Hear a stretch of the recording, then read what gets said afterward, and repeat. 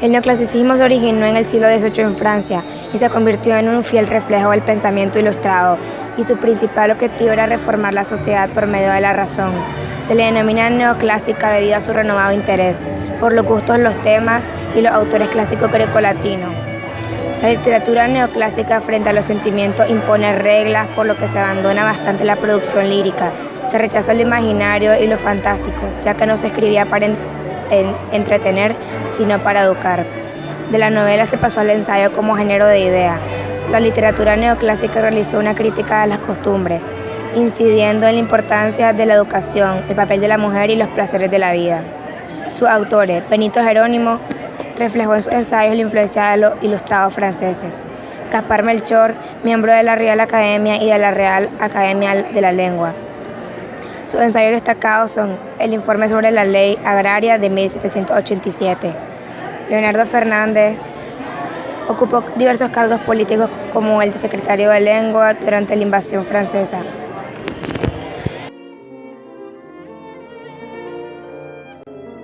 El romanticismo es un movimiento cultural originado en Alemania y el Reino Unido a finales del siglo XVIII, como una reacción revolucionaria contra el racionalismo de la Ilustración y el neoclasicismo, confiriendo prioridad a los sentimientos. Su característica fundamental es la ruptura de la tradición clasicista basada en un conjunto de reglas estereotipadas. El romanticismo es una manera de sentir y concebir la naturaleza, la vida y al hombre mismo que se presenta de manera distinta y particular. Tuvo fundamentales aportes en los campos de la literatura, la pintura y la música. El romanticismo se caracteriza por su subjetividad e individualismo absoluto, deseo de libertad y angustia vital, ya que para el romántico el mundo es injusto e imperfecto, alejado de sus grandes ideales y su sensibilidad artística. El artista romántico busca formas expresivas en las que pueda manifestar sus emociones. Los románticos encontraron en la poesía el cauce ideal para la expresión de los sentimientos. La lírica, mejor que cualquier otro género, permite al poeta transmitir al mundo deseos, temores, fantasías y emociones. El creador de las tradiciones peruanas fue Manuel Ricardo Palma Carrillo. Nació el 7 de febrero de 1833 en Lima, Perú, y era conocido como el bibliotecario mendigo. Fue escritor de novelas, cuentos y ensayos acoplados en la época del romanticismo y del costumbrismo. Era famoso principalmente por sus relatos breves de ficción histórica, representando los principales problemas sociales que se daban, como por ejemplo la injusticia social, el machismo y la discriminación en referencia a las clases sociales. Todos estos relatos fueron recopilados en un solo libro y ha tenido diferentes ediciones. Dos ejemplos de las tradiciones peruanas son la justicia de Bolívar y los alcaldes de Arica. La relación que hay entre estos y las literaturas es que fueron escritas durante la transición del romanticismo al naturalismo, debido a que el escritor las redactó durante este proceso. Se dice esto porque se habla todavía de un drama social y porque los textos están muy detallados en relación a los personajes y describe bastante los lugares en donde se desarrolla la historia, y esta es una principal característica del naturalismo. Durante la segunda mitad del siglo XIX se desarrolló una nueva corriente literaria y estética que es denominada realismo. Con ella se da un rompimiento entre los escritores y artistas de esa época con el romanticismo. Esta nueva corriente debe a su nombre que una de sus principales características es el representar los hechos de la vida cotidiana lo más apegado a la realidad, sin los adornos literarios estéticos que eran usados en el romanticismo. Fue en Francia a partir del año 1850 cuando un grupo de escritores presentan el realismo como una corriente estética opuesta al romanticismo, en donde expone que el realismo pretende dar una descripción exacta y real de todos los aspectos de la vida que se pretende mostrar.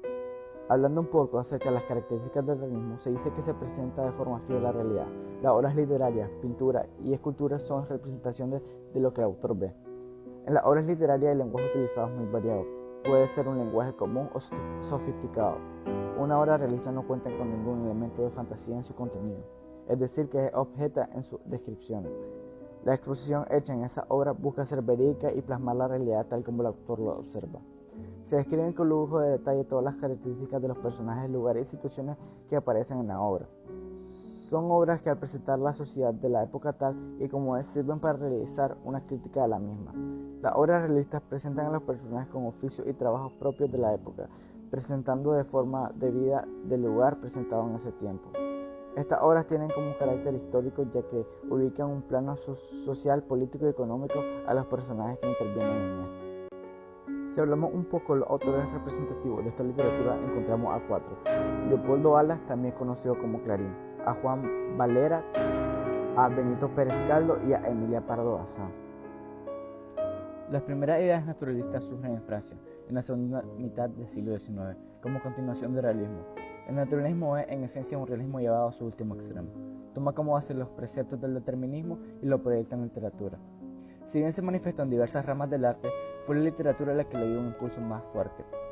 Hablando un poco acerca de las características, postula que el hombre es regido por fuerzas sobrenaturales sobre las cuales no tiene control. Por tanto, no puede elegir su destino, sino que está a merced de su herencia genética y las condiciones sociales y económicas que le tocó en suerte. Intenta mostrar la realidad de la forma más imparcial posible. El naturalismo es pesimista, desestima lo espiritual y estudia al hombre siempre desde lo material.